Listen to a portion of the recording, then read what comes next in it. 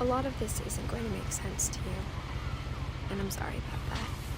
I'm just going to start at the beginning, with the house.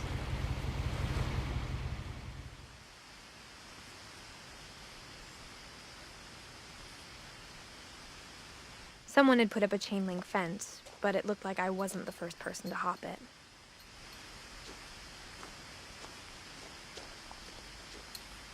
My brother Milton disappeared when I was 4. It was like the house just swallowed him up.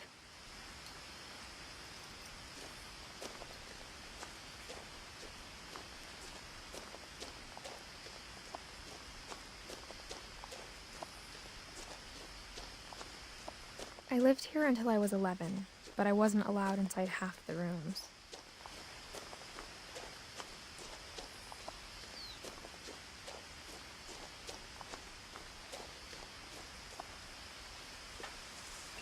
Inside the mailbox were bills from 7 years ago, marked urgent, open immediately.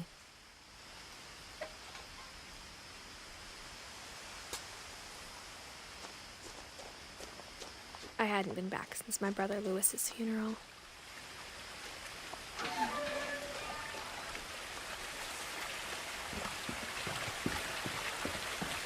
In her will, my mother left me a key, but didn't tell me what it unlocked.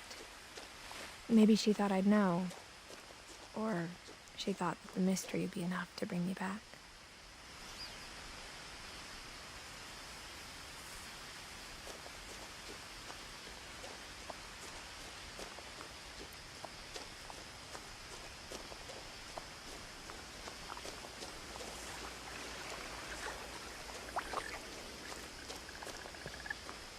The truth is, even after I inherited the house, I never thought I'd come back to it.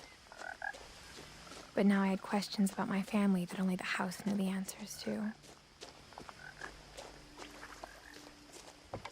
The woods around the house have always been uncomfortably silent, as if they're about to say something but never do.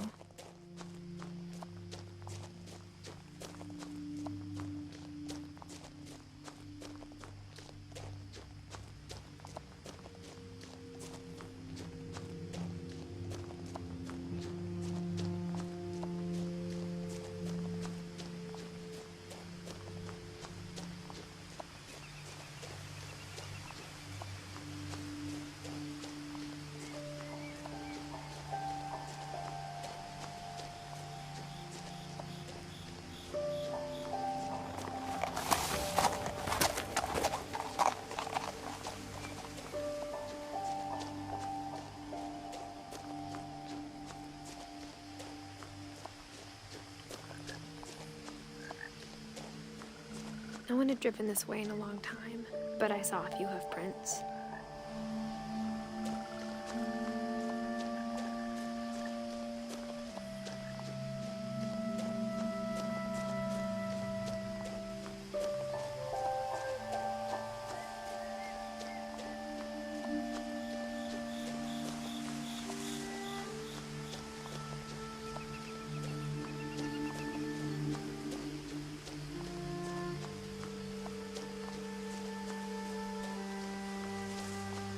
The house was exactly like I remembered it, the way I'd been dreaming about it.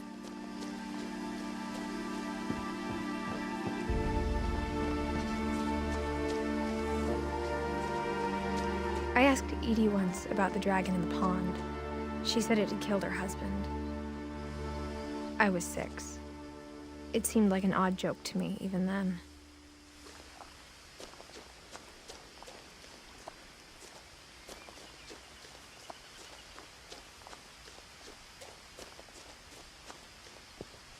As a child, the house made me uncomfortable in a way I couldn't put into words.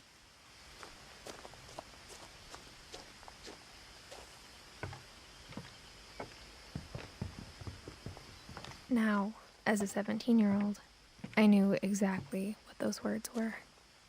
I was afraid of the house.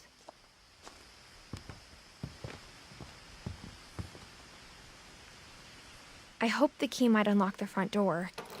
It didn't.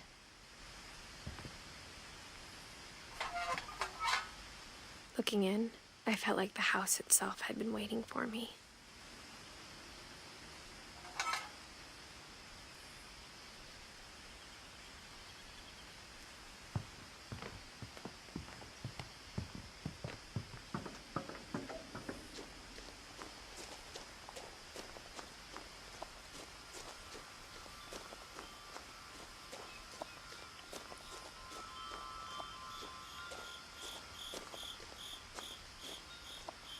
house felt like it had always been here. Even the swing set was older than my mother.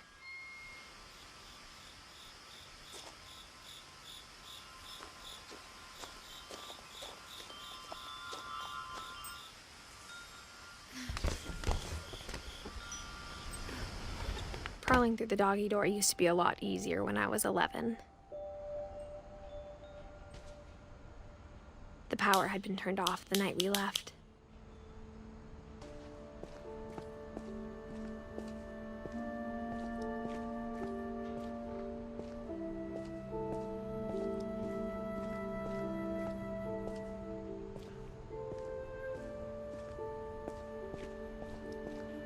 For the first time in years,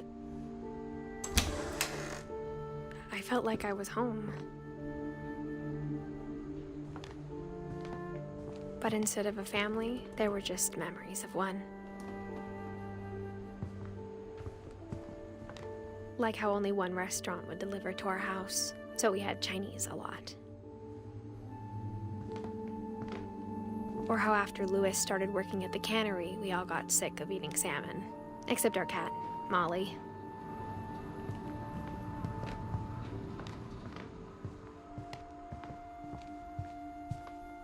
The table was still a wreck from the night we left. It was like a bomb had gone off, killing everyone but sparing the furniture.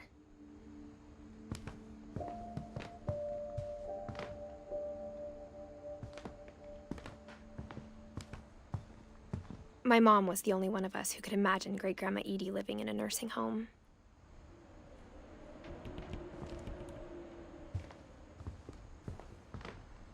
Nothing in the house looked abnormal. There was just too much of it, like a smile with too many teeth. Even the fireplace had a story. Edie told me the bricks came from the original house, after it sank.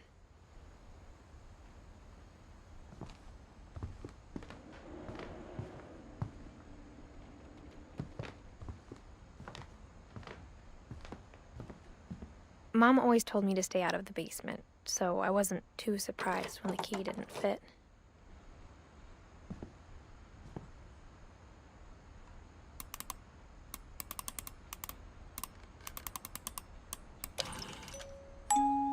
Great-Grandpa Sven built a music box for Barbara, along with the rest of the house.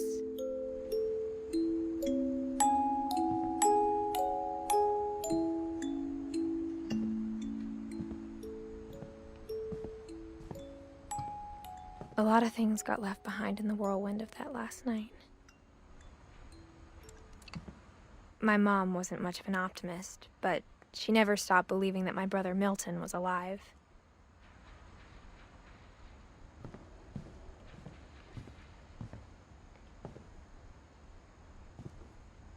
After Milton disappeared, Mom sealed up all the bedrooms.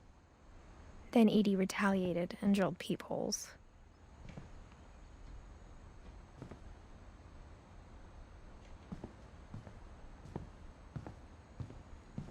Whenever people ask me about my family, the first thing they always want to know about is Barbara.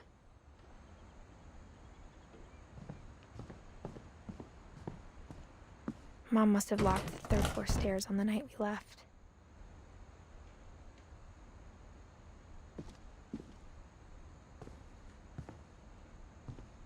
Edie's father, Odin, built the original house.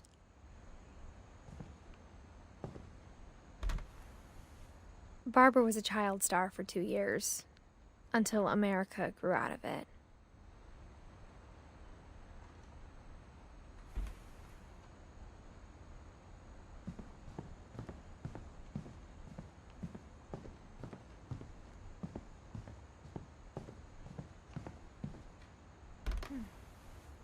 The last time I was in Edith Sr.'s room, I was 10 and she was painting my portrait.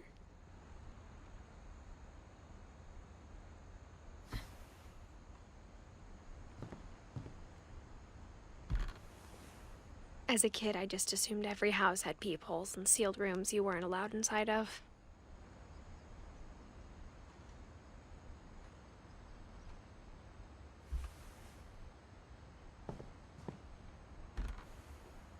My Grandpa Sam spent 7 years sharing a room with his dead brother, Calvin.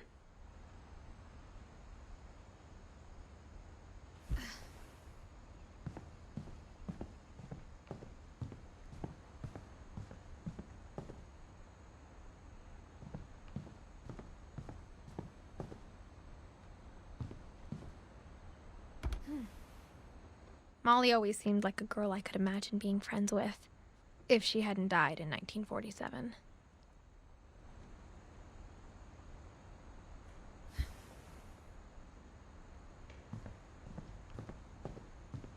I spent a lot of time playing in Great Uncle Walter's room. I think my mom sometimes regretted not sealing it up.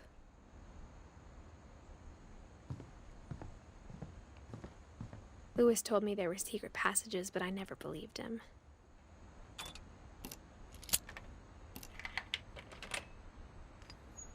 Turns out, my mom was really good at keeping secrets.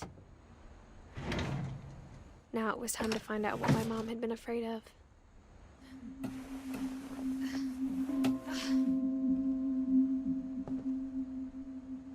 From the paintings on the wall, it was clear my brother Milton had been here before me.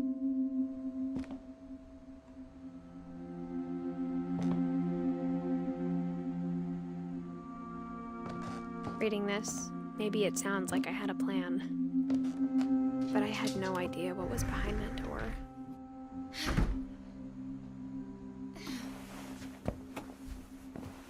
Just like I had no idea where all this was gonna lead.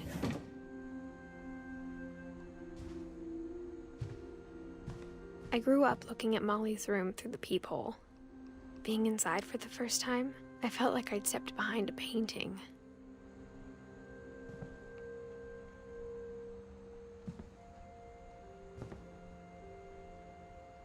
Molly's gerbil had a tiny bedroom with its own even tinier gerbil cage.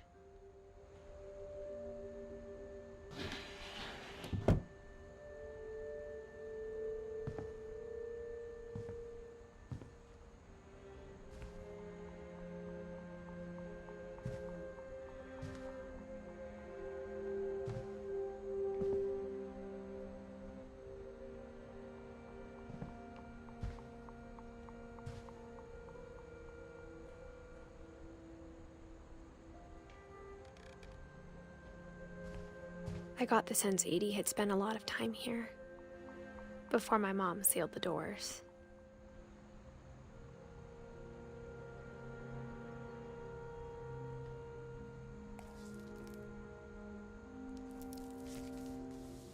December 13th, 1947.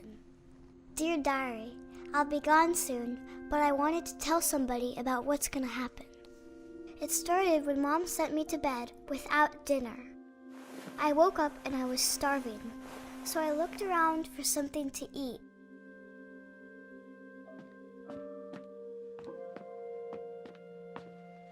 My Halloween candy was all gone.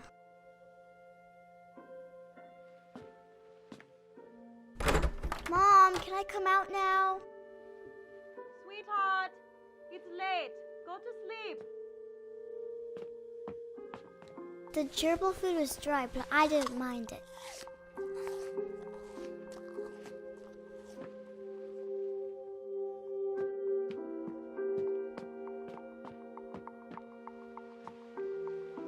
I thought about eating Christopher, but I held back.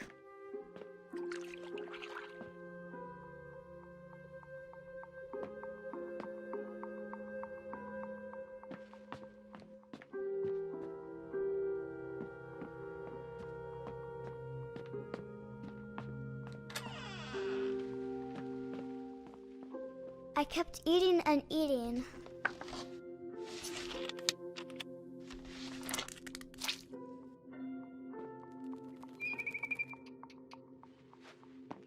I ate a lot of things that night.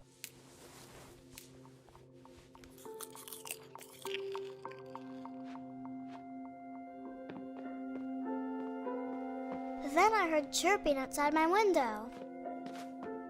It was a barn swallow going back to her nest. I reached out for her.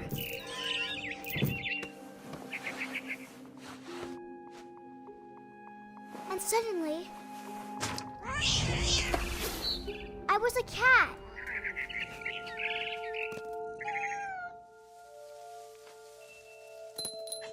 I tried to be quiet, but the bird was really scared.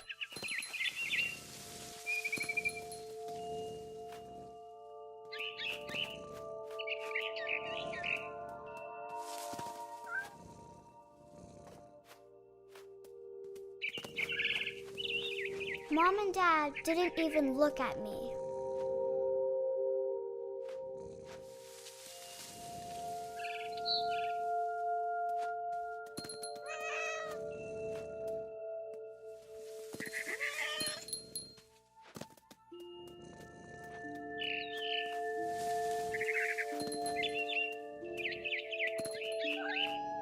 The babies were all gone.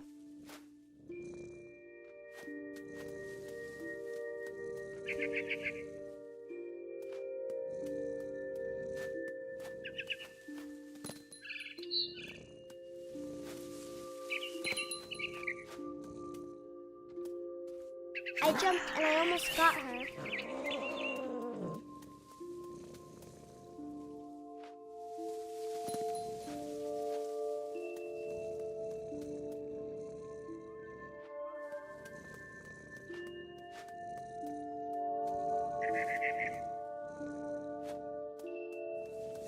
I could tell she was getting really tired.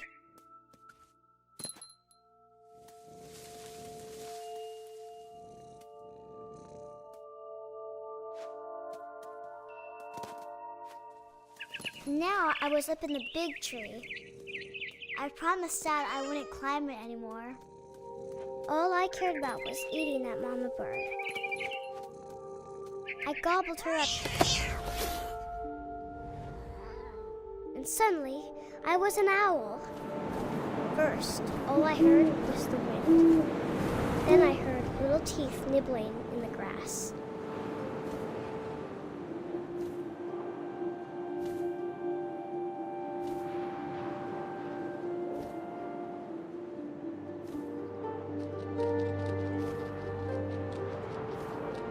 Rabbits.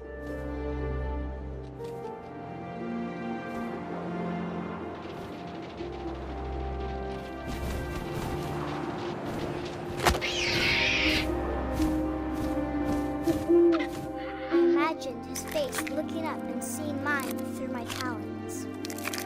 I swallowed him up, and I didn't chew one bit. Then I flew off to find something bigger.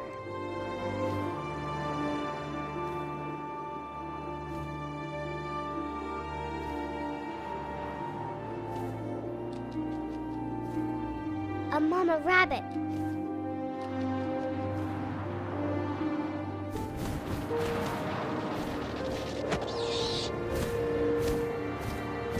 She was almost too big to carry. I started choking, but I couldn't stop eating. And suddenly, I was a shark.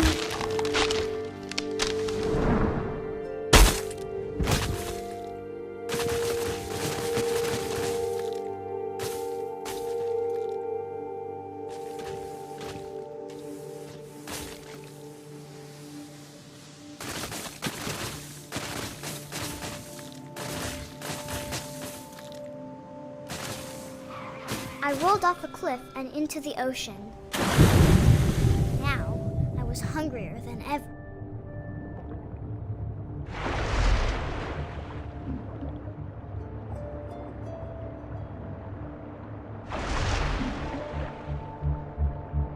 I wanted fat, juicy seals.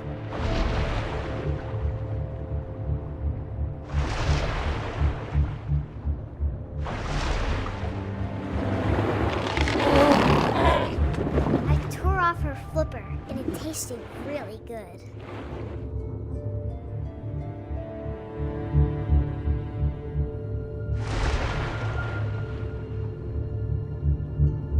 I grabbed on tight, but I was so hungry, I jumped out of the water. When I opened my eyes, everything had changed.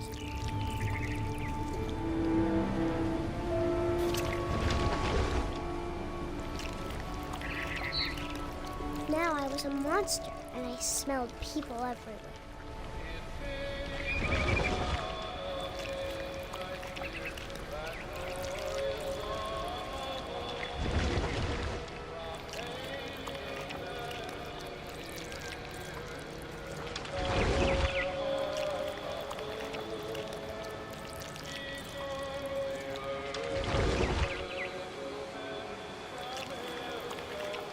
I was big, but I moved real quiet.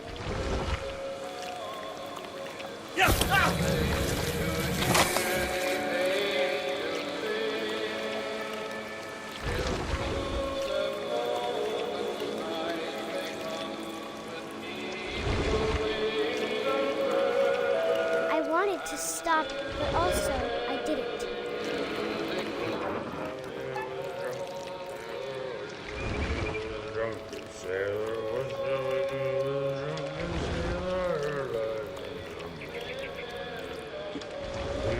Belly with a rusty razor, his belly with a rusty razor, his belly with a rusty razor.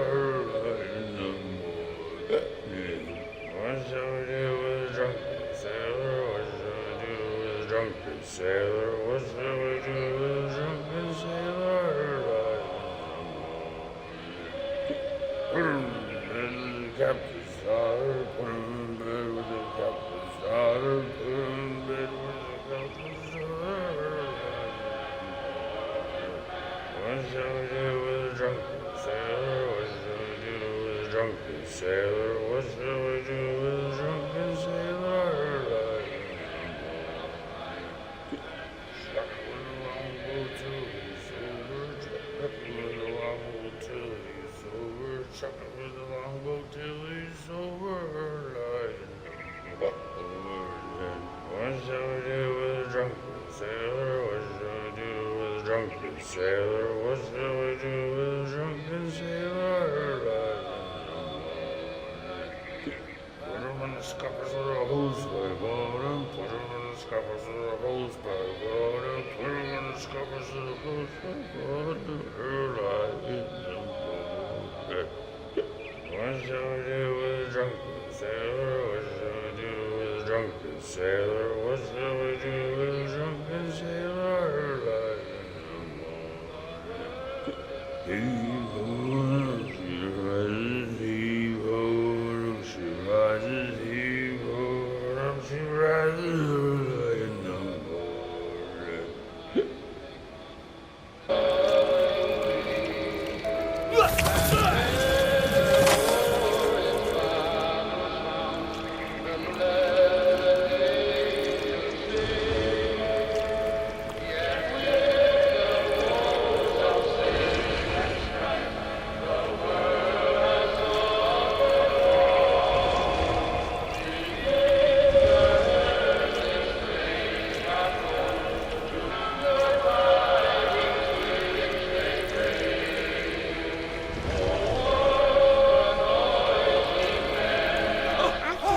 Passenger, I was still hungry. And across the water, I smelled something new. Something I had to have, so I swam towards it.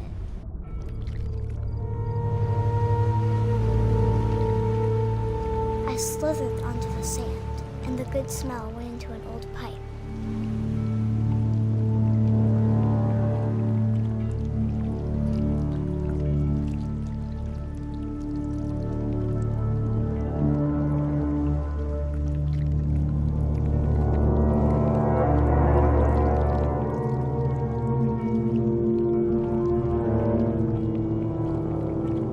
Closer and closer.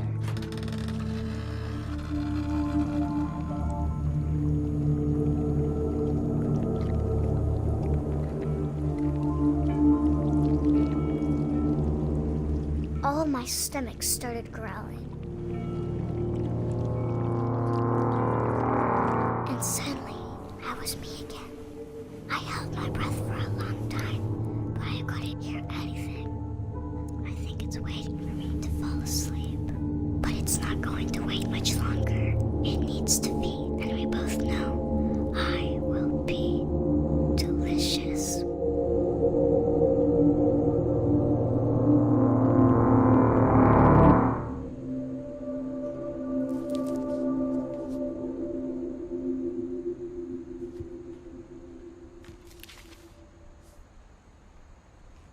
I'm not sure if I believed all of that, but I'm sure Edie would have.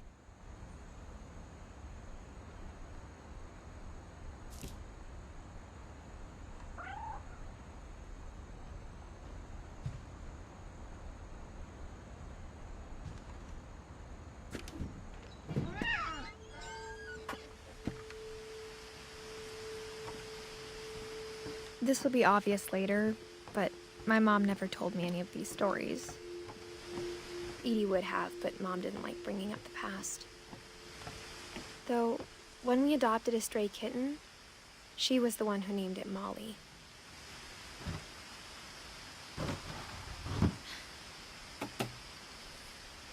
I spent a lot of time in Great-Grandma Edie's room. We got along, and it was a good place to hide from my mom.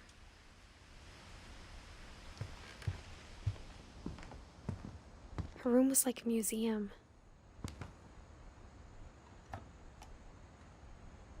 For 500 years, the Finches have been famous throughout Norway for their fortune and misfortune. Odin Finch buries the latest victims of the family curse, his wife Ingeborg and their newborn son, Johan. On January 7th, 1937, he set sail with his family and his house, hoping to leave the curse behind. But 40-foot waves off the coast of Washington send the house and Odin to the bottom of the sea. Odin's daughter Edie, with husband Sven and baby Molly, step ashore on their new home, Orcas Island. Odin Finch is the first to be buried in the new family cemetery. His daughter Edie is already dreaming of a new Finch house.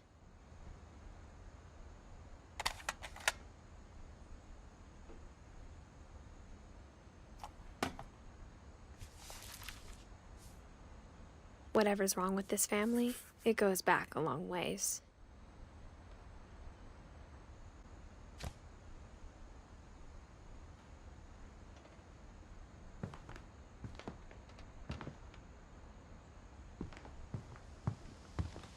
Edie knit me a new pair of gloves every year, just in time to replace the old ones. Louis died a week before we left, but Edie had already started to memorialize him.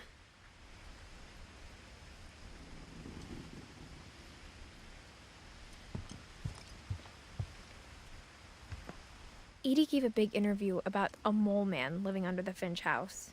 My mom was furious.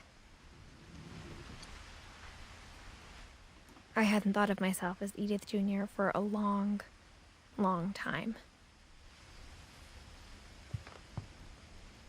One summer, they evacuated the island, but Edie refused to go. For a few weeks, she was a celebrity.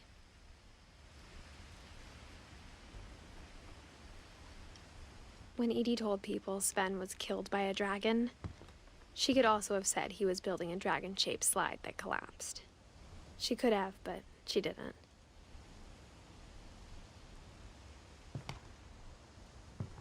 Even in her 90s, sometimes Edie seemed a lot younger than my mother.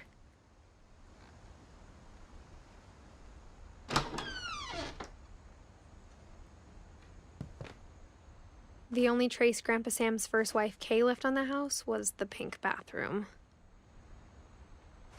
It was a pretty big trace.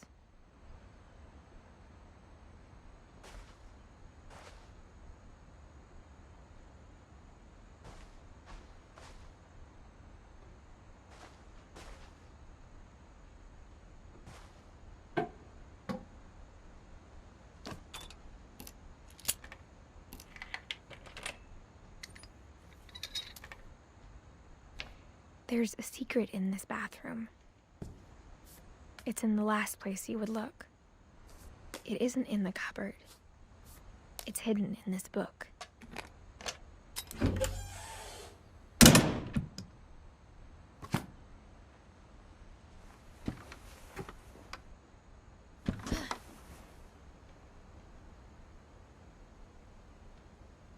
Sven gave Sam an old camera he'd refurbished. He never put it down.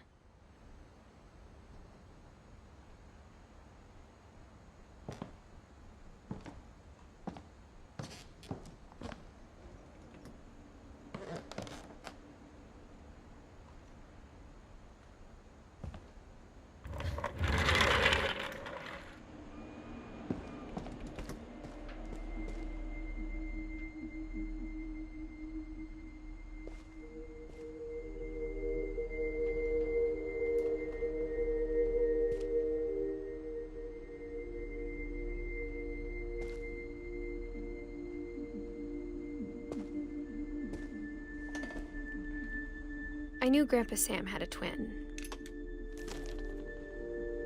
and that he never talked about him. I guess my grandpa didn't like history any more than my mom did.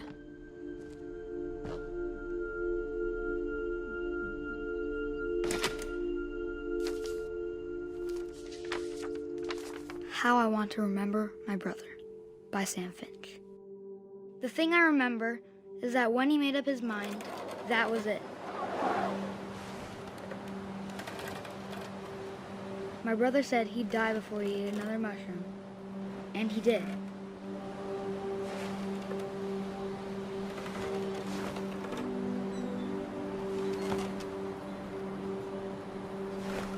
At Barbara's funeral, we swore we'd never be afraid again, and he wasn't.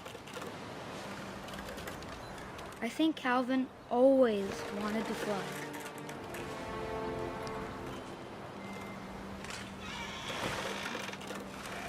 Sam! Calvin! Dinner's ready! Coming! But that day, he finally made up his mind to do it. I told him going around was impossible. Maybe if I hadn't said that.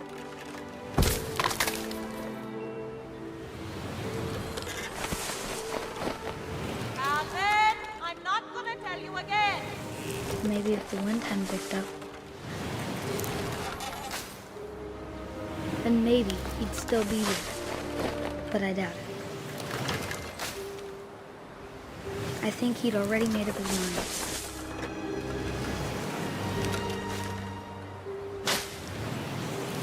That's what I want to remember about my brother.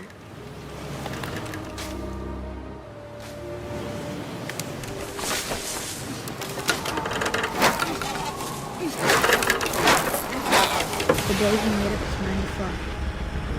And he did.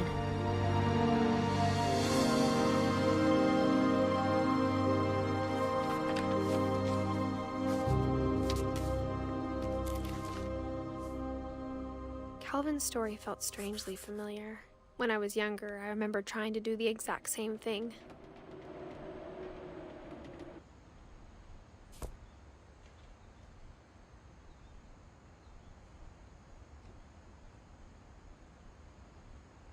After the funeral, Edie roped off Calvin's half of the room.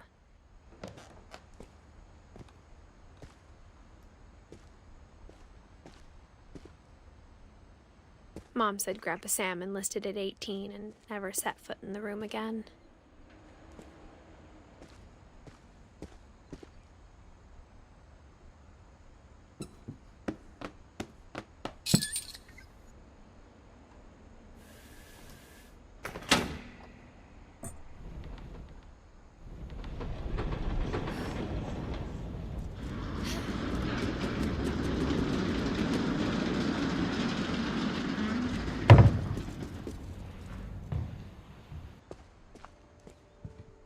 The passages were a pretty tight fit. They'd obviously been built for smaller hands and bellies.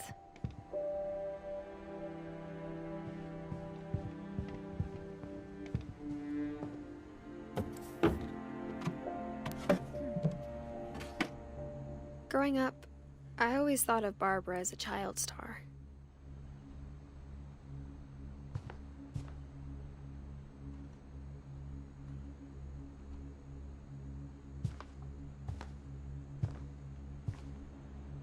I never thought about how hard it must have been for her afterwards.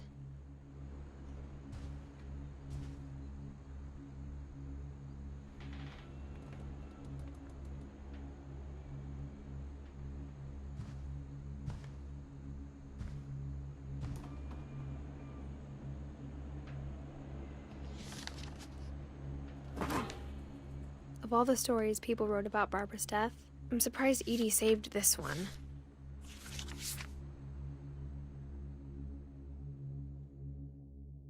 Old Jack here with another ghastly tale inspired by America's most unfortunate family. I'm calling it The Surprise Ending of Barbara Finch. As a child star, Barbara was famous for her scream. Now at 16, she was all washed up. A has-been. But in a lucky break, she'd been asked to perform her signature scream at a local convention for monster movie fans. It was just the boost her career needed. Unfortunately, her scream hadn't aged well. Getting better. I think you just need the right motivation. Her biggest fan and current boyfriend, Rick, was about to demonstrate when... Now that was a great scream. It was Barbara's father, Sven.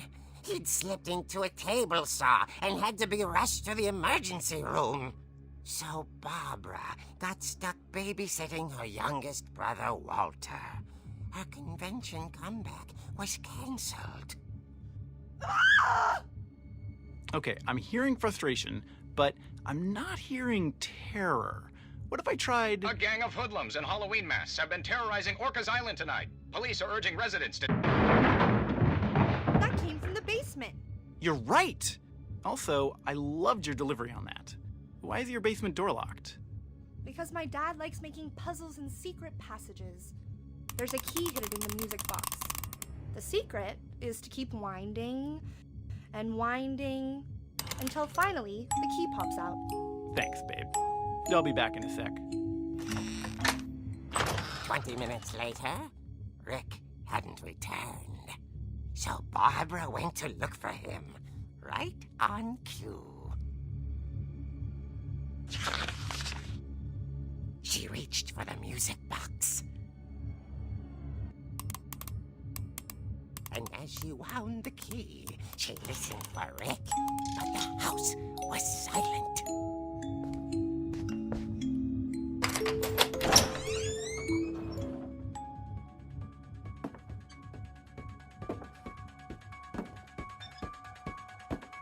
She found Rick's crutch and imagined the worst.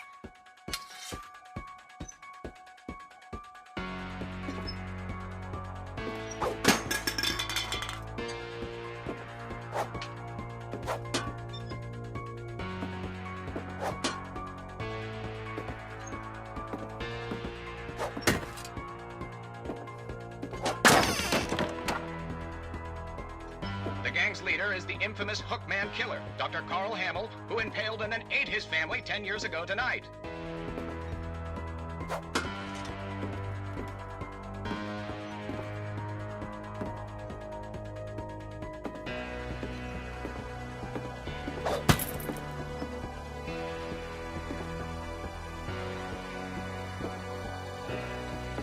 The old fridge rattled and grew still.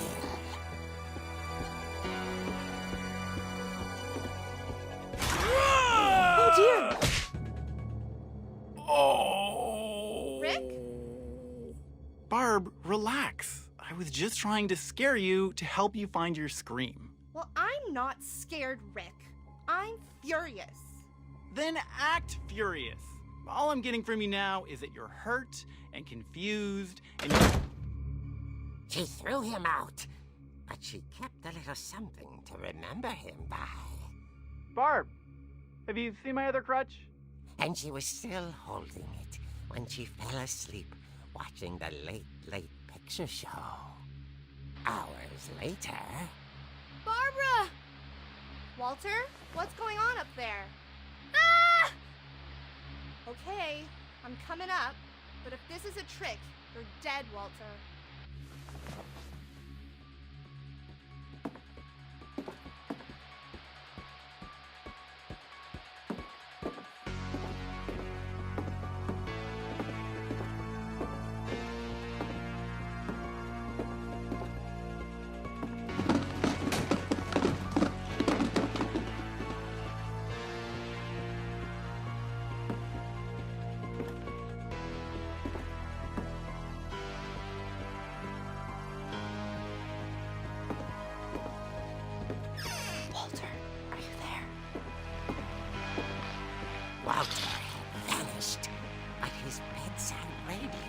still on.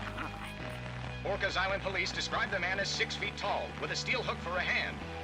Residents are urged to lock all doors and windows and notify the police of any suspicious activity. Barbara turned, saw the hook man, and was speechless.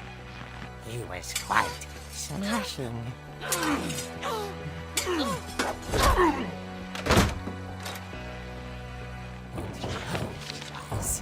He couldn't get enough of Barbara.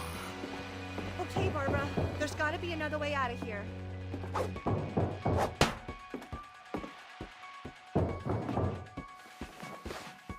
That night, she played her part beautifully.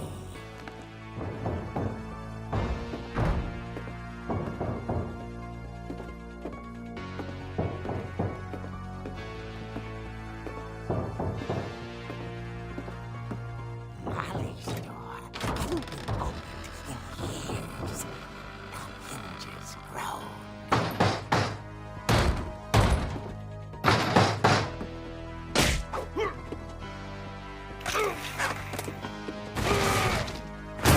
He wasn't moving, but she sensed the story might not be over yet.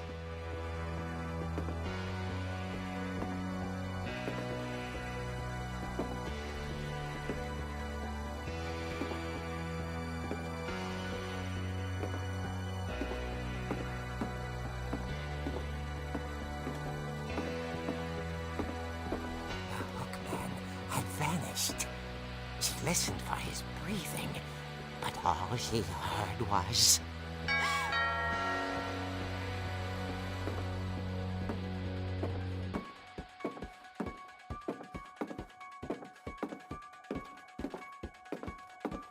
At the door, she heard whispering. It was coming from inside the house.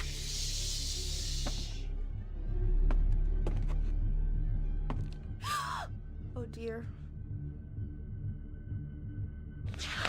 The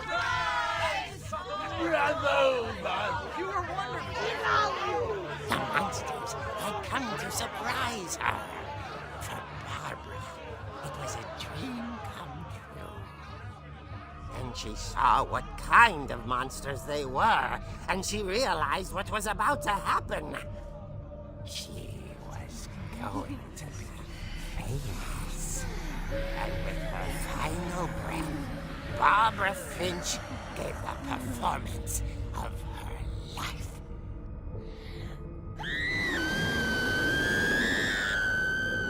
I wasn't there myself, but I hear Barbara was magnificent. Poor girl. She had a taste for stardom. But unfortunately, so did her fans. Of course, the police blamed it all on poor Rick, who disappeared the same night. And little Walter, hiding under his bed the whole time. He took it all pretty hard, but that's another story. As for Barbara, tucked inside the music box is all they ever found of her. Her ear.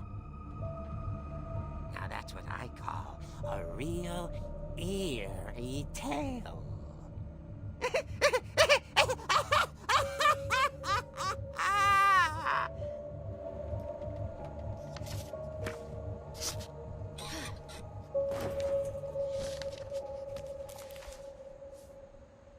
Edie told me all Barbara wanted was to be remembered, as absurd as that comic was. Maybe what Edie saw was a happy ending.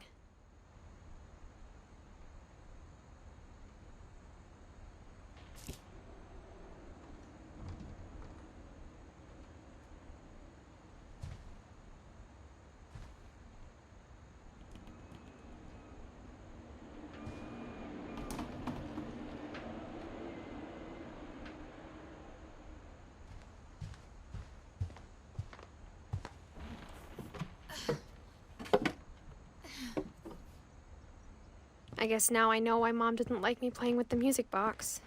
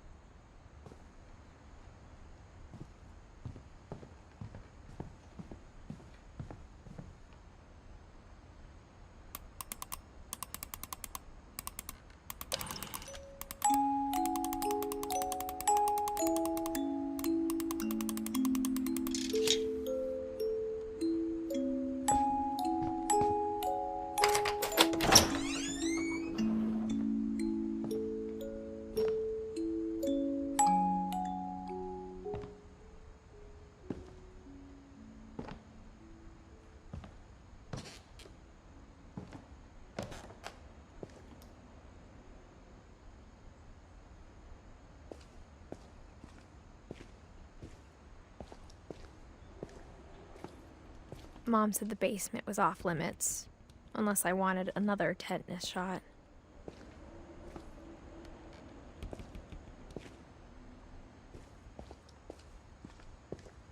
I saw Edie sneak down to the basement once, carrying packages. I thought maybe she was hiding presents.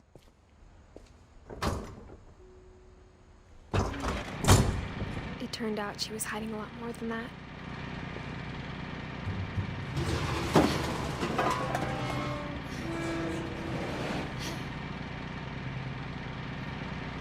I remember asking Mom once about where Walter had gone.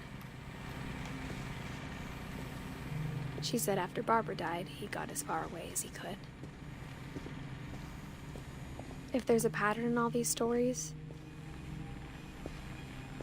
I think it's that none of us has gotten very far.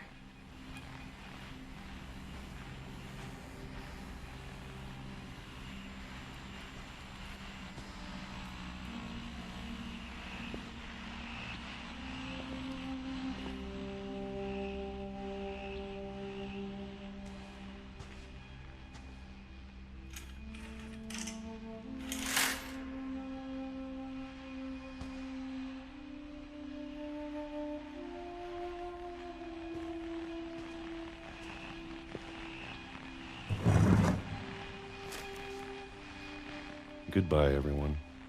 I can't believe I've been down here for 30 years. On that first day, after the shaking started, I didn't think I'd survive a week.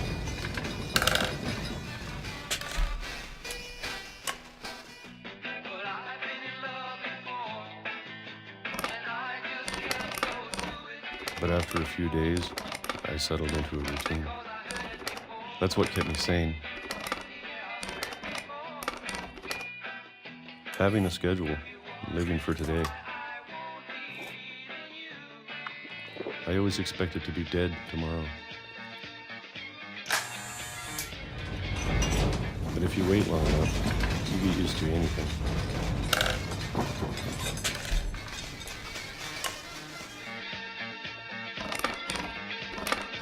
Even a monster on the other side of a door starts to feel normal.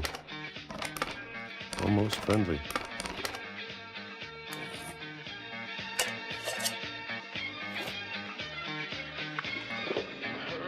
And then one day, everything just stopped. Whatever that thing was, it was gone. Maybe it got tired of waiting. Or maybe I just got tired of being afraid.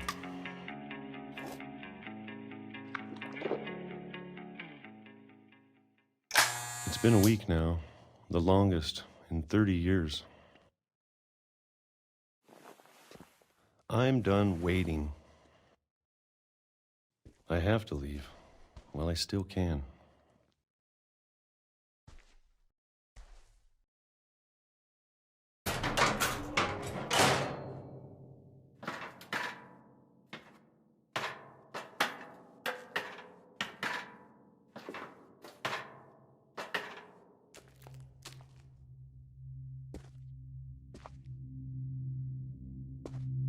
I know it's out there, somewhere.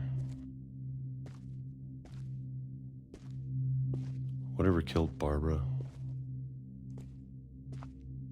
and Molly and Calvin.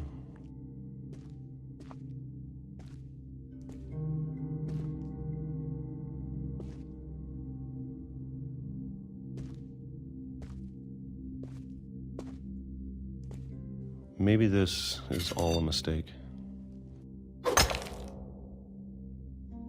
But I need to stop living the same day, even if it kills me.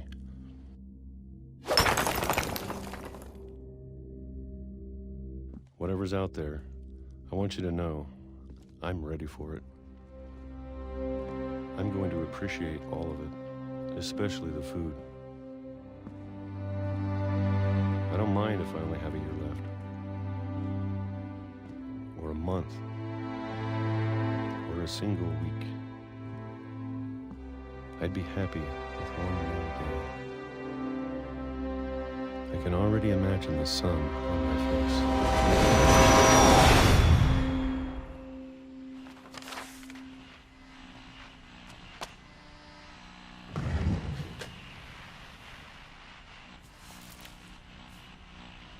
Walter died when I was 6. I can't believe my mom never told me he was down here.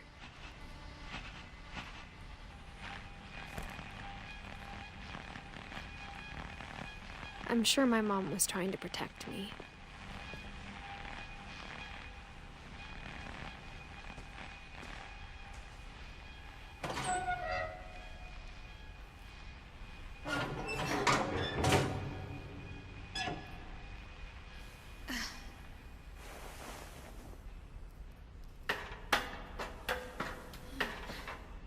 Maybe she was afraid I'd end up like Walter.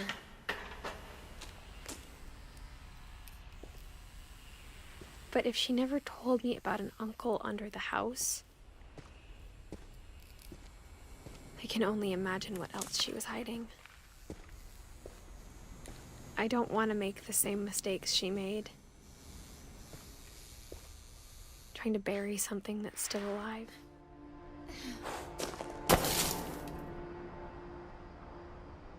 Now that there's only one of us left, or maybe 2, I thought it was time I heard the stories for myself and found out what happened to everyone else. But now I'm worried the stories themselves might be the problem. Maybe we believed so much in a family curse, we made it real.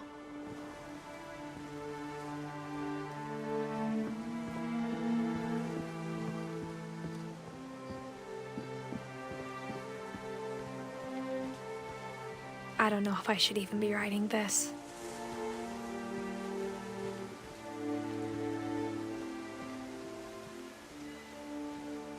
Maybe it'd be better if all this just died with me.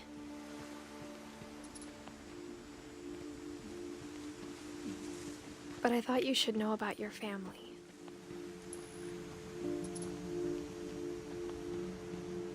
And the history you're a part of.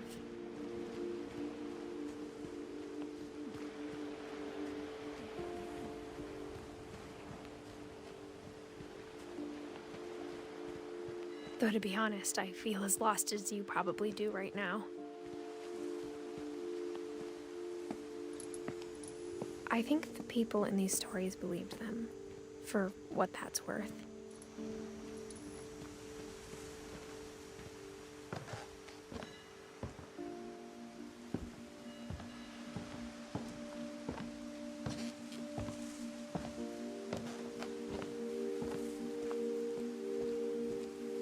You look at the house, that history of imagination and stubbornness and madness, any of it seems possible.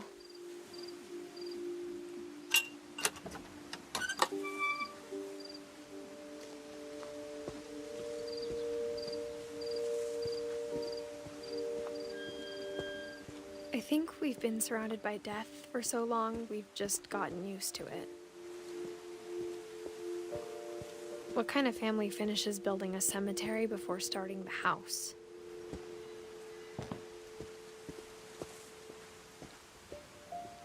It's embarrassing for me to admit this, but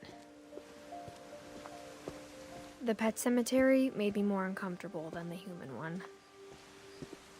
3 of the gerbils were mine, and 2 had been my fault.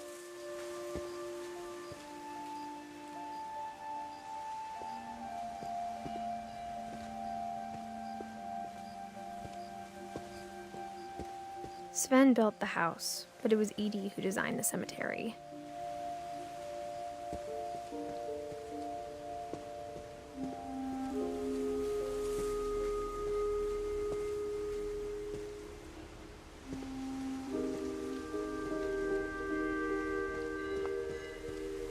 I'm sure Odin's monument had been Edie's idea.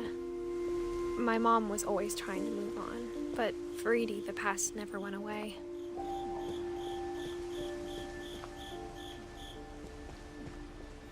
She could see it poking out of the water at low tide.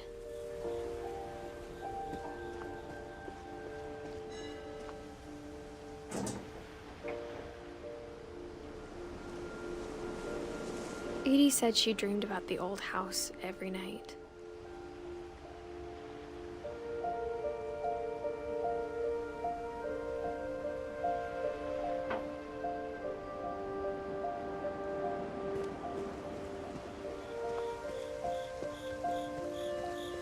Edie's side was always easier for me to understand.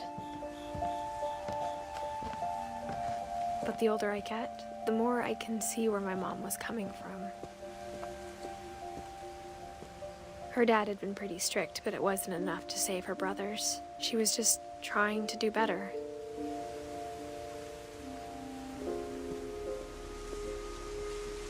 She lost 2 of her brothers, just like I did. I get why she tried so hard to protect us. We never found Milton's body, so my mom insisted we were putting up a monument, not a tombstone.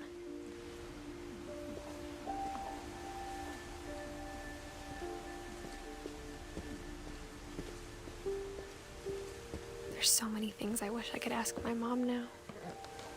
Part of me thinks this is what she wanted all along. For me to come back someday and find everything out for myself.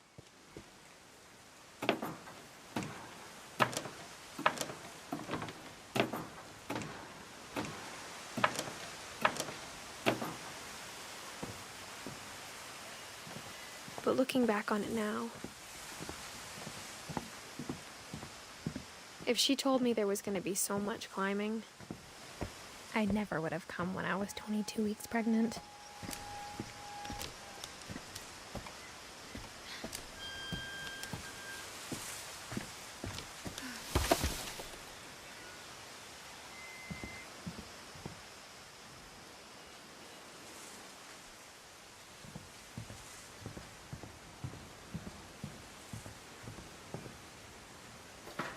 I never met Grandpa Sam, but I think he and my mom had a lot in common.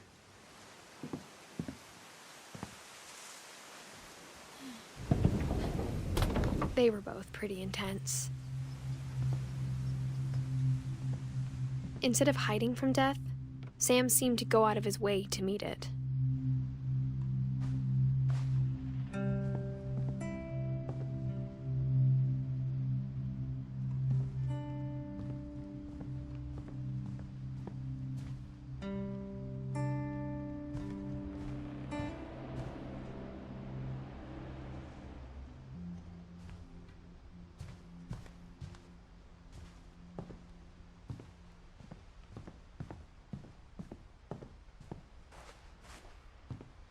Sam spent his life shooting photos, but Mom said he got nervous being in front of the camera.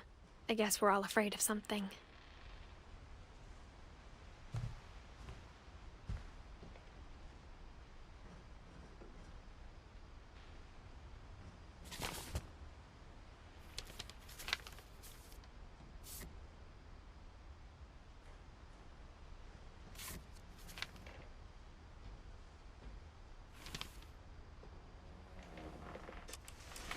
Dawn, I promise, you'll never forget this weekend.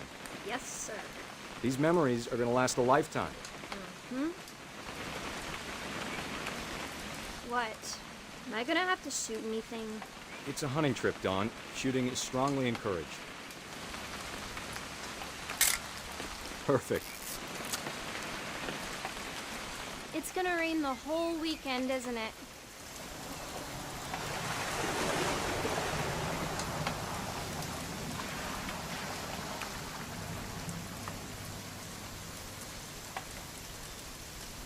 Please just take the damn picture. Hey, language.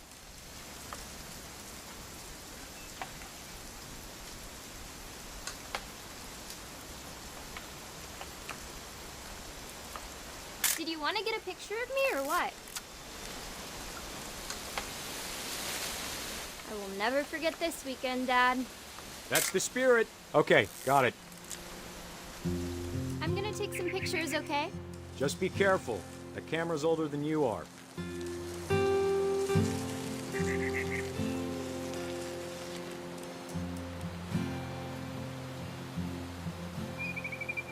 You're right, Dad. It's starting to clear up. Still freezing, though.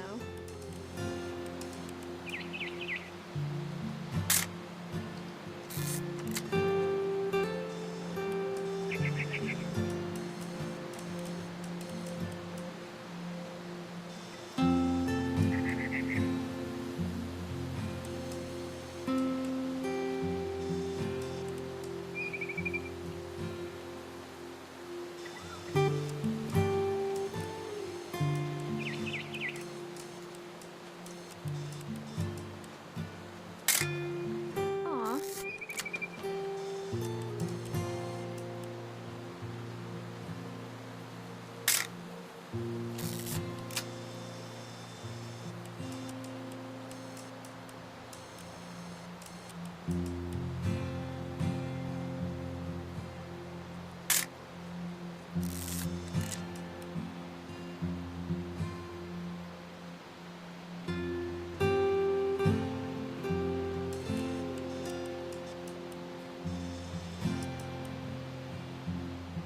Definitely should not have drunk all that coffee.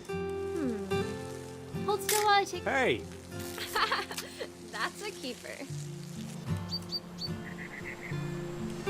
I'm just saying, I'm not always gonna be here, Don. You'll need to remember this stuff, if you want to survive. I'll be fine, Dad. You know who else thought he was gonna be fine? Some guy who died. Don, I'm being serious. I know, Dad. You're always serious. Doesn't being out here make you want to chill out? Well, to tell you the truth, I haven't been out here in 20 years.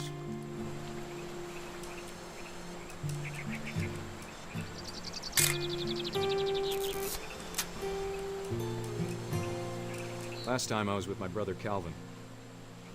Man, that was a great trip. Don, don't you think you could find something more interesting to photograph?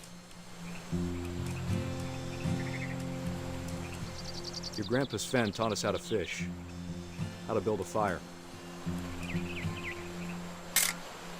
We found an old logging trail with deer everywhere.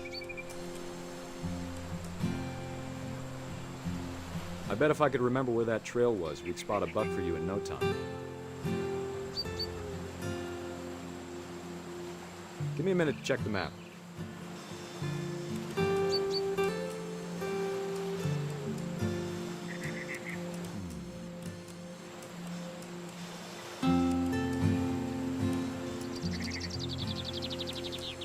Let's see.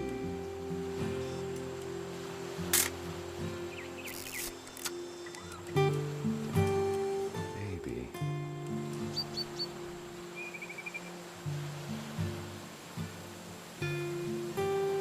Or was it?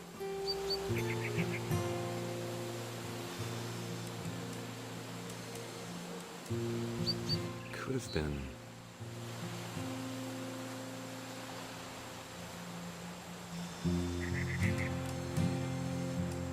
Dad! Good eyes, Don. Before you take the shot, let me get a picture of you. Dad, I... Just breathe. Turn off your imagination. Focus on your target.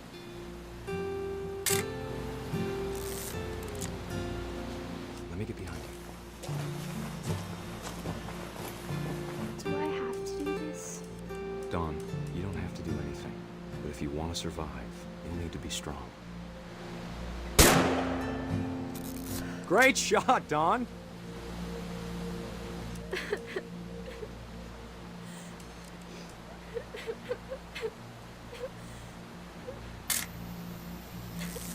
I'm proud of you, Don.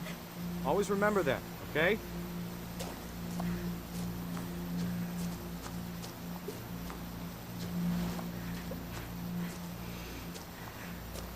Sorry, Don. Just gotta reset the timer.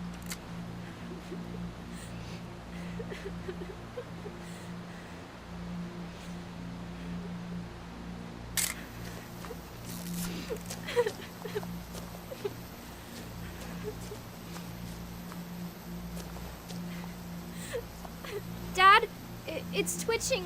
I think That's it's totally so... normal, Don. Just focus on the camera. Try not to think about... Dad! Oh!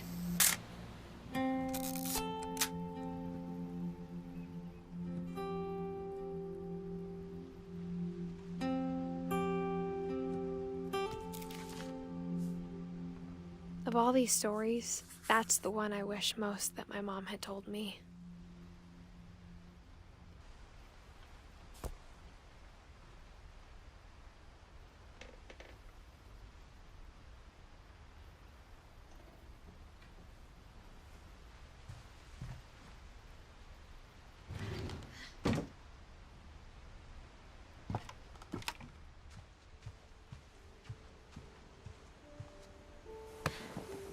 After Sam died, my mom and Edie got really close. They'd both lost a lot.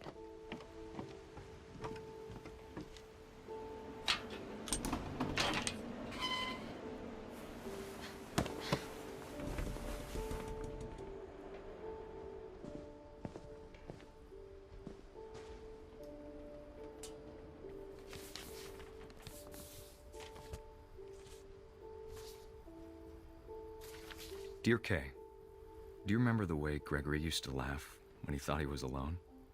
Like something funny was happening, but only he could see it. I think he saw things the rest of us don't.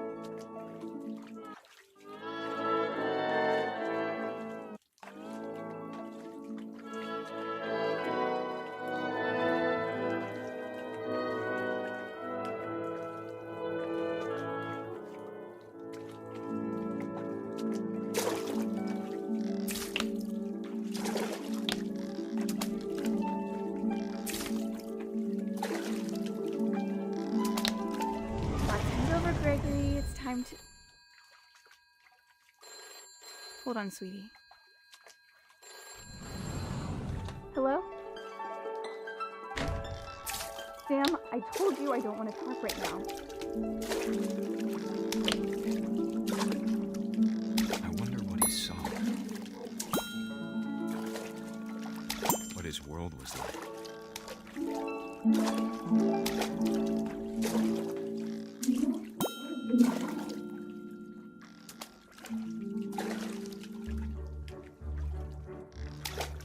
He reminded me so much of Calvin. Lost in his imagination.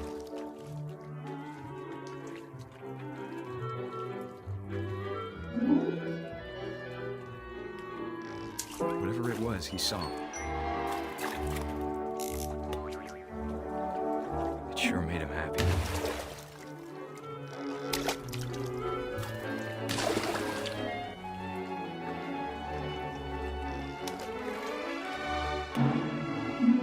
I know how silly it sounds.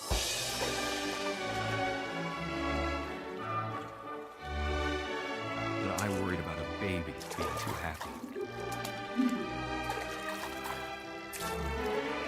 I could feel him slipping away.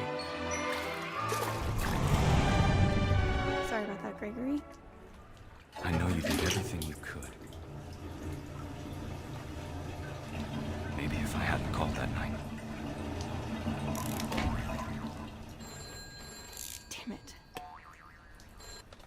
Hold on, I don't want Gregory to hear this.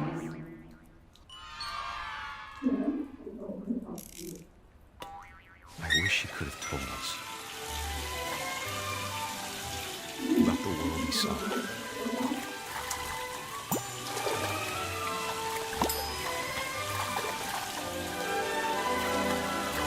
There's so much I don't understand about Gregory, about everything.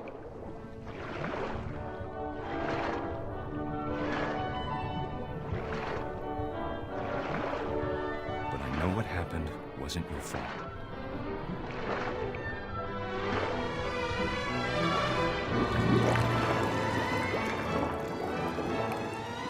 I'm sure he's happy.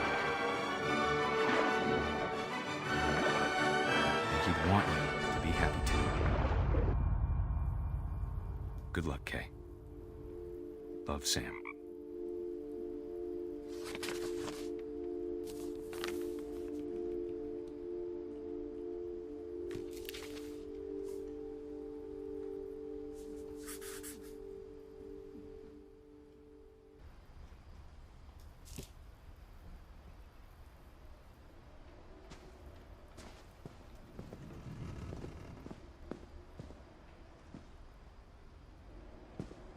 I can't imagine my mom ever writing poetry, and yet...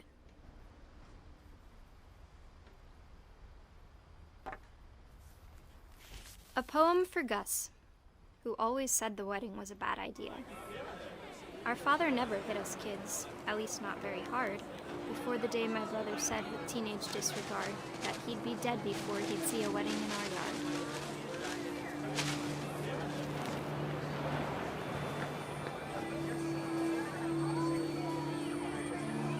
My father made him come, of course, but Gus stood far apart, just flew his kite and bottled up the storm inside his heart.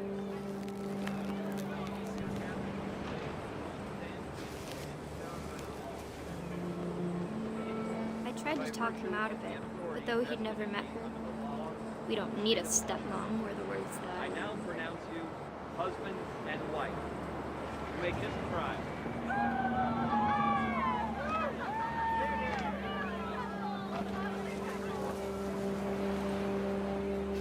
When the time for photos came, Dad ordered him to come here. But Gus declined and as a sign held up his middle finger.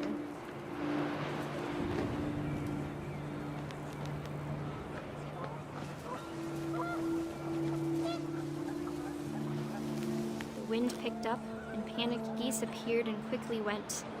But all the humans did that day was go inside the tent.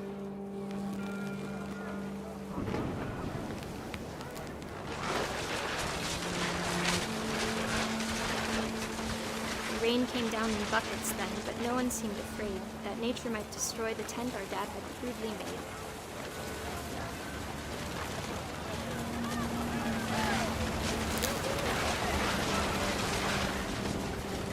The thunder sounded much too close and full of angry power, but all my father said to this was, "Make the music louder."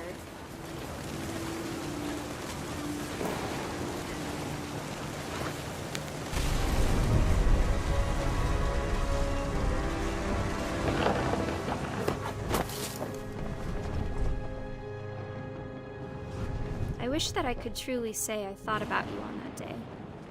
Out there on the beach alone, just you, the wind, the sea, and foam. But I didn't, until we found you.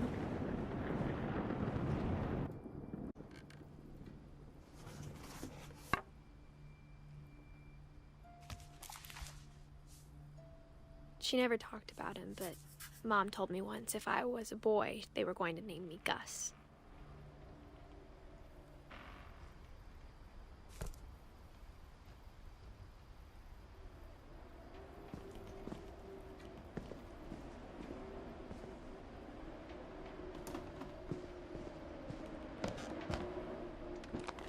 My mom moved up to the loft after her brothers died. At the time, it was as far away as she could get.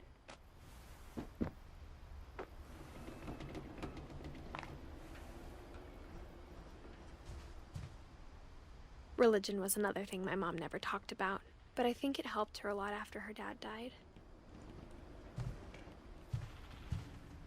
She spent a summer building houses in Calcutta, where she met my dad, Sanjay.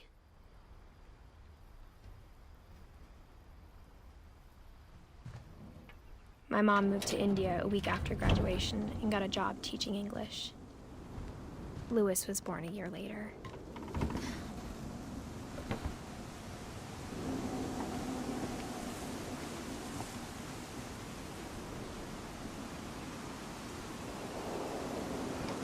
When my dad died, I don't think Mom knew where else to go. I'm sure Edie was happy to have her back. And to see kids in the house again.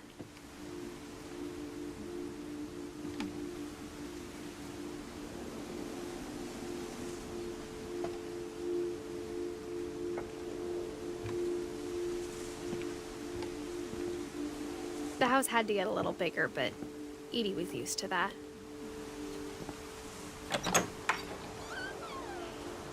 And for a while, things were good. Almost normal.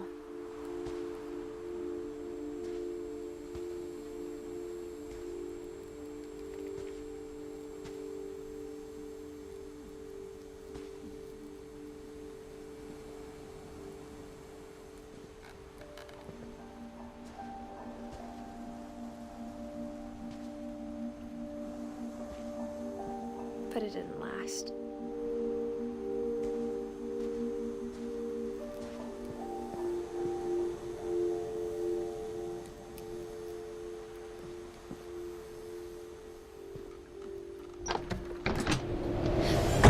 The beginning of the end was Milton's 10th birthday, when Edie gave him a castle. After Milton disappeared, the only thing he left behind was a room full of paintings.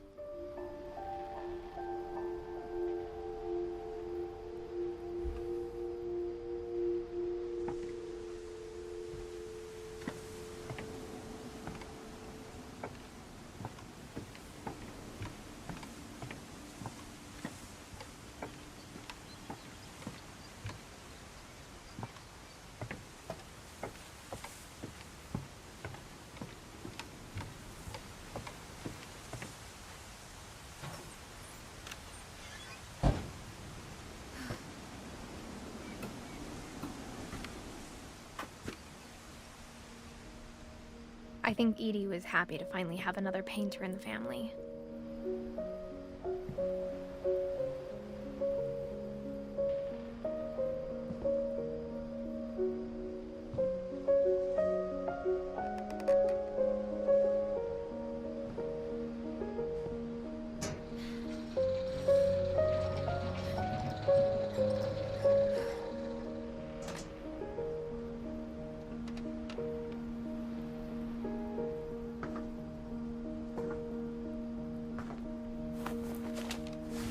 Milton Finch in The Magic Paintbrush.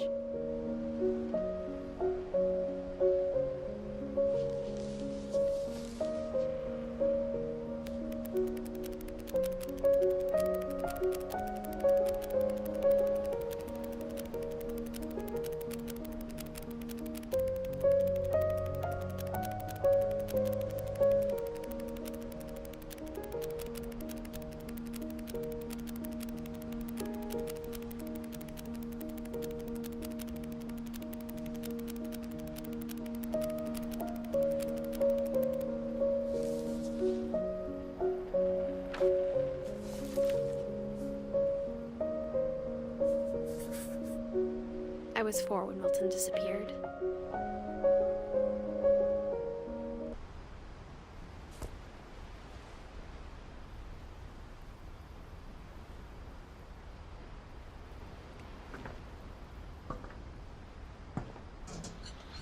Mom spent months searching for my brother. Then she sealed the doors.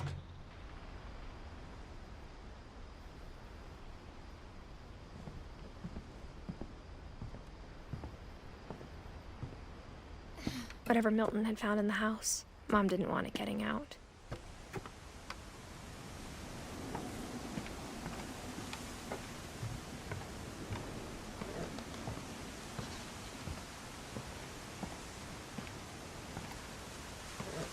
Mom definitely blamed Edie, but I think Lewis blamed himself.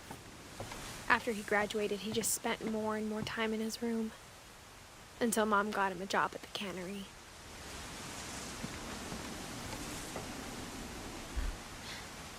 Everyone always told me to stay out of Lewis's room, except Lewis.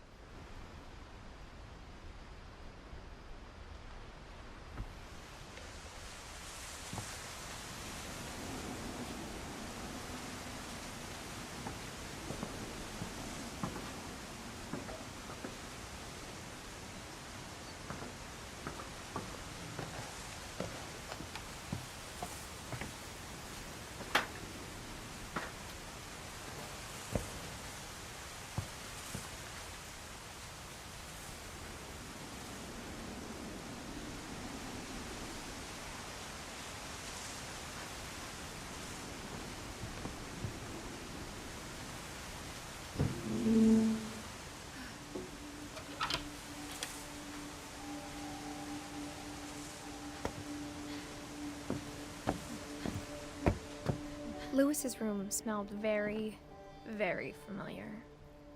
That part of him lived on.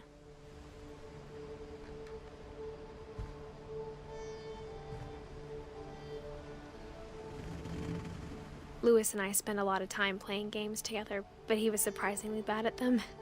He died a lot.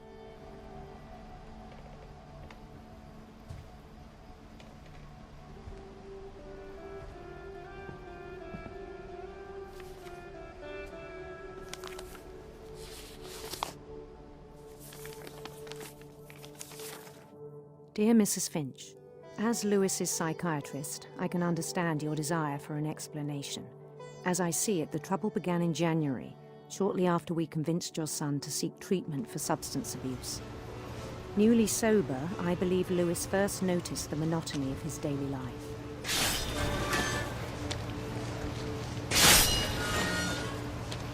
He kept working at the cannery, but he withdrew part of himself. In our sessions, I saw the same behavior. His mind began to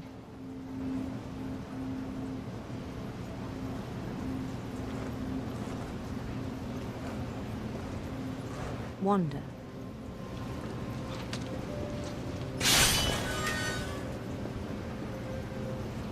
I asked him to describe it. He said he started small, imagining a labyrinth. He'd feel his way about. Then something moved. Bats. And toads.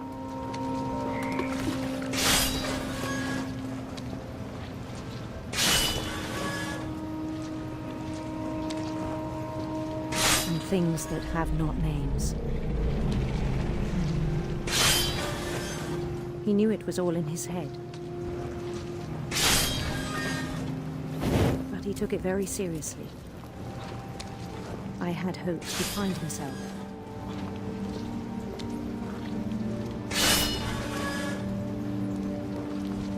But he found something more. I worried about him then. Daydreaming at the cannery.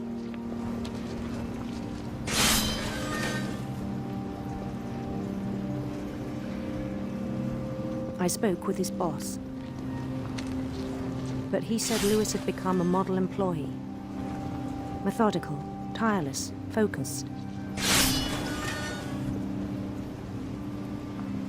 Like a whole new Lewis. So I let him go on.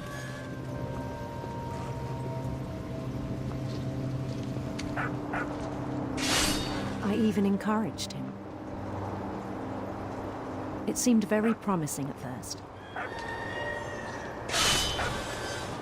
He told me he'd made a new friend.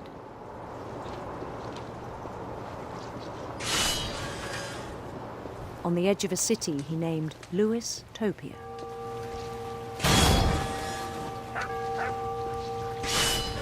He built the city up slowly, brick by brick.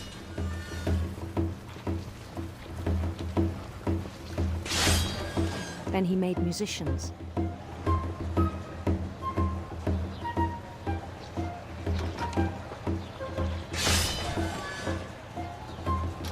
And songs for them to play.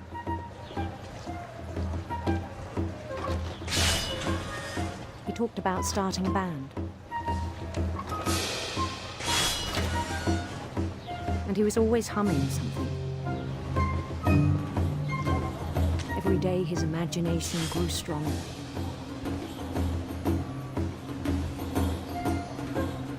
He no longer spoke at the cannery. But his chopping was as reliable as ever. Then one day it struck him that all the cheering crowds, even the stones under his feet, were all in his imagination. So he could do whatever he wished.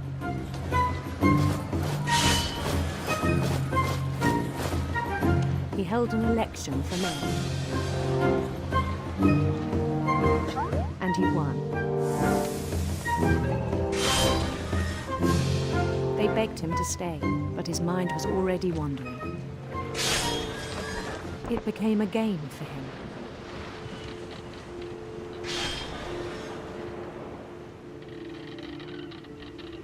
He'd conquer a city, then immediately push on.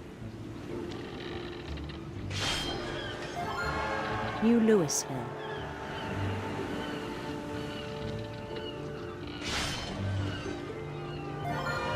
St. Louis. He started drifting away from our reality.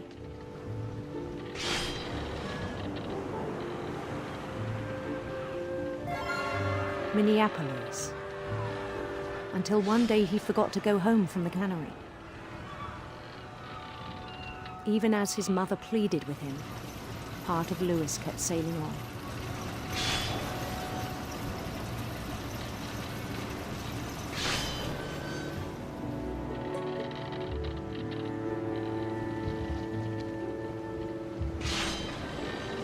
In Louisburg, he heard rumors of a beautiful prince.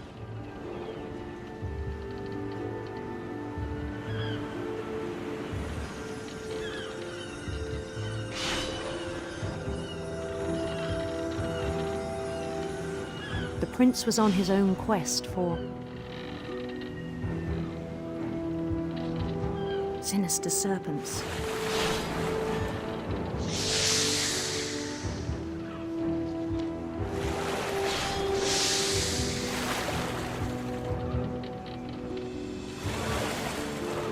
He followed the sound of his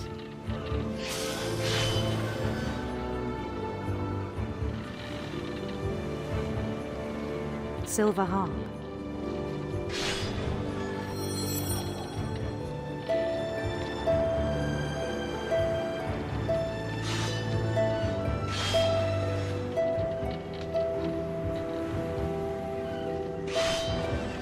His chase led him to a golden palace east of the sun and west of the moon. Even then, his logic remained sound. He knew the world was all in his imagination.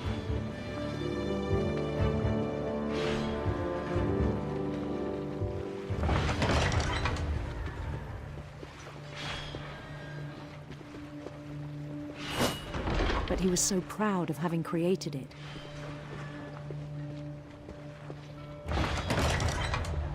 In his own eyes, he'd become something greater than a king.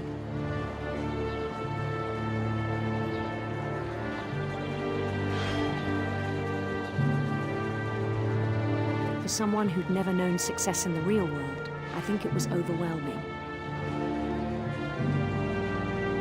And then it struck him that the real Louis was not the one chopping salmon, but the one climbing the steps of a golden palace.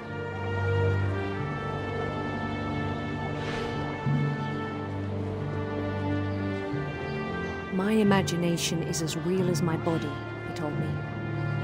It was hard to argue with him.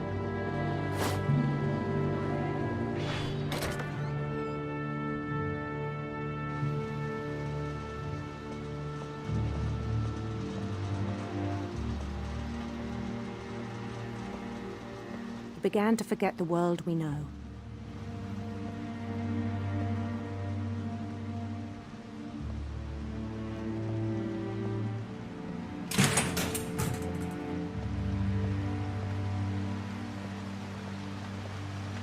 I think it pained him to remember Louis, the cannery worker.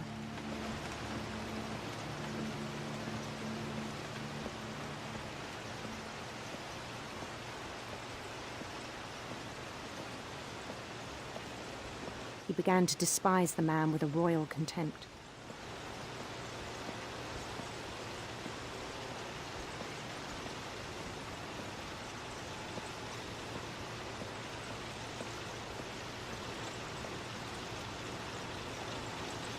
I still thought I could save him. Even after he said he was being crowned king over all the lands of wonder. The palace would be packed with his companions.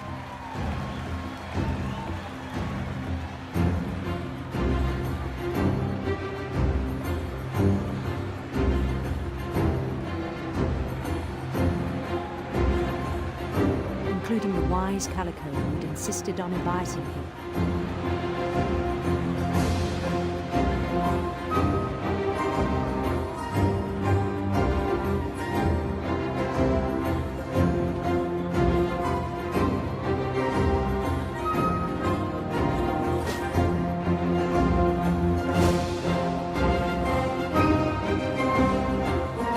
His prince waited, holding his crown.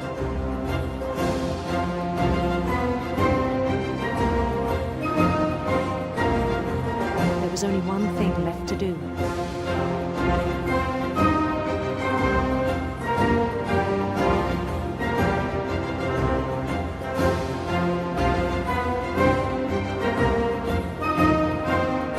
Bend down his head.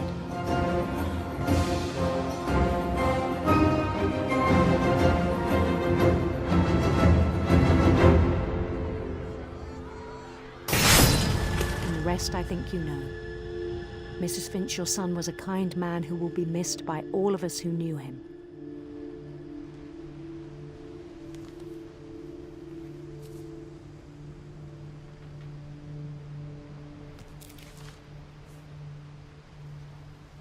My brother was really cool. I wish you could have met him.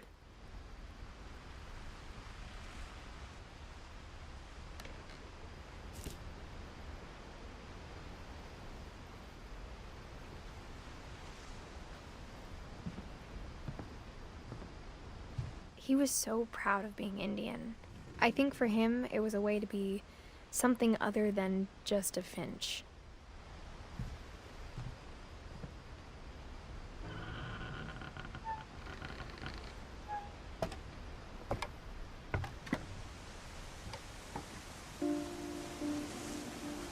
On the way back from Lewis's funeral, my mom told me to start packing. She waited until the day before we left to tell Edie. I'm not sure if she wanted to make it easier or harder.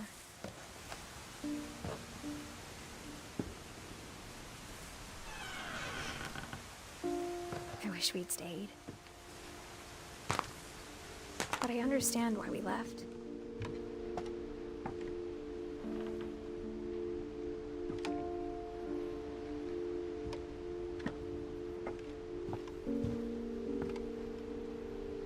My mom ended up leaving everything behind.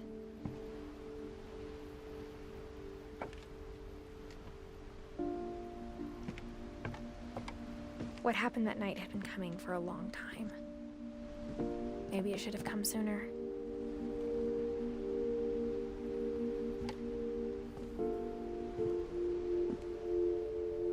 But it had to end one way or another.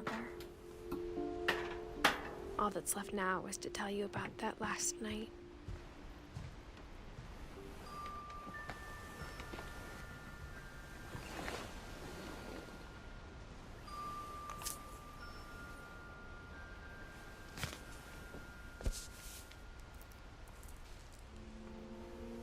That whole last day, Edie just watched us pack and didn't say a word. Until supper, when she raised her glass and said, "To our final night together, and all our final nights apart." Grandma, you know what I said about alcohol. Some of your medications are very Edith, specific. I left a present for you in the hallway. Why don't you go open it? The grown-ups have to argue now. I'm sorry, you're right. We're all leaving tomorrow. Let's just enjoy our last... I'm not leaving. Edith, you're excused.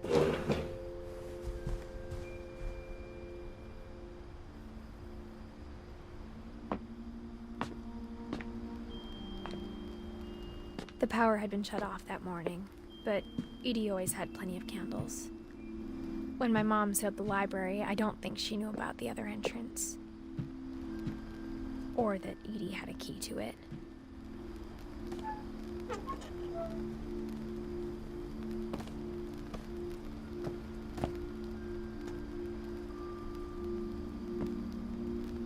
That thing you're afraid of isn't going to end when you leave the house. Edith has a right to know these stories. My children are dead because of your stories!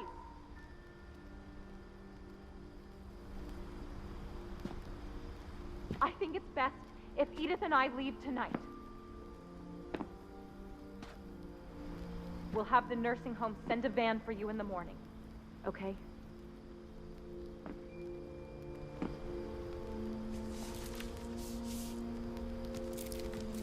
Dear Edith, there's so many stories I wish I could tell you, but there's only time for one. This is about what happened on the night you were born. That night, the tide went way, way out. It was the first and last time I ever saw the old house aground. There'd been an earthquake out in the middle of the ocean. They called it the lowest tide in 1,000 years. God, it smelled awful. You know, I've seen that house every day of my life.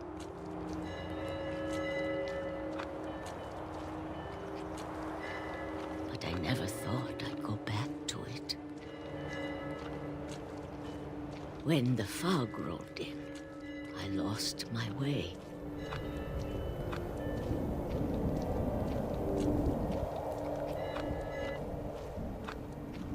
I got turned around.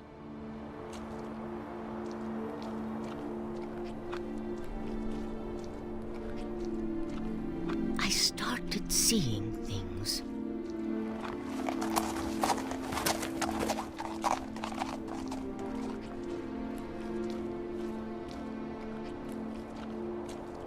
Things I'd forgotten had ever existed.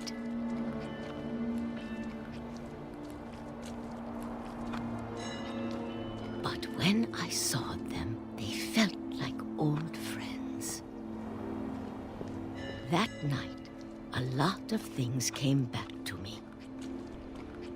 Or maybe I came back to them.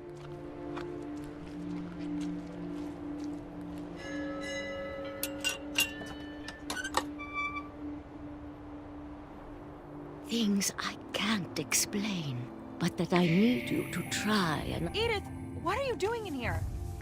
It's mine. Edith! Mom, you're gonna rip it! Let go! I kicked and screamed, but Mom dragged me to the car. I never saw Great-Grandma Edie again. The next morning, the van came to pick her up, but she was already gone. After that, we moved around a lot.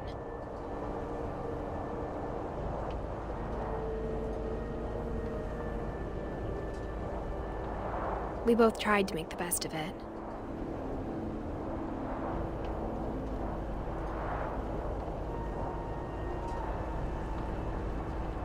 A few years went by.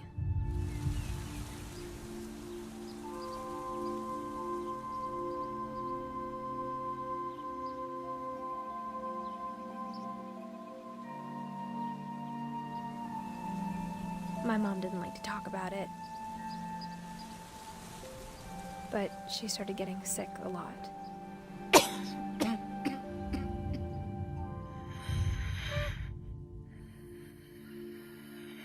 She got better for a while,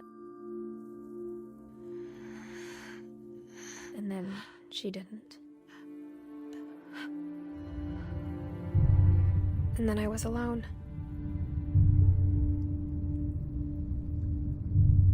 The last Finch left alive.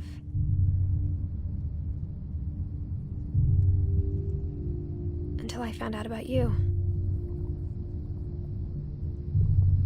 I'm still not sure what to tell you about all this. If we lived forever, maybe we'd have time to understand things. But as it is, I think the best we can do is try to open our eyes. And appreciate how strange and brief all of this is.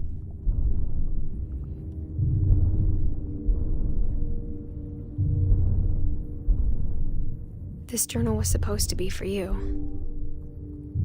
But now I hope you'll never see it. I just want to meet you. And tell you all these stories myself. But I guess if you're reading this now, Things didn't work out that way.